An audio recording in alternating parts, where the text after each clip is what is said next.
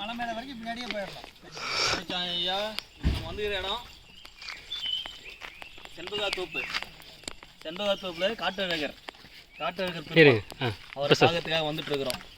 இப்போ சொல்லுங்கள். இப்போ உச்சியில் 6 கிலோமீட்டர் அங்கே பேசுறது கேட்காது. இப்போ பேசு. நம்ம வந்திருக்கிற இடம் வந்து செண்பகாத்தோப்பு காட்டழகர் பெருமாள் கோவில் பார்க்கறதுக்கு வந்துக்கிறோம். சுவாமி இன்னைக்கு அழைச்சிருக்காரு நம்மளை. ஐயா ஜோதி ஐயா வந்திருக்காங்க, ஐயா சந்திரசேகர் ஐயா, எல்லாம் நம்ம மக்கள் 21 பேரோட சேர்ந்து இன்னைக்கு வந்து காட்டழகர் பெருமாள் கோயிலை பார்க்க போகிறோம். மிகவும் அற்புதமான ஒரு இடம்.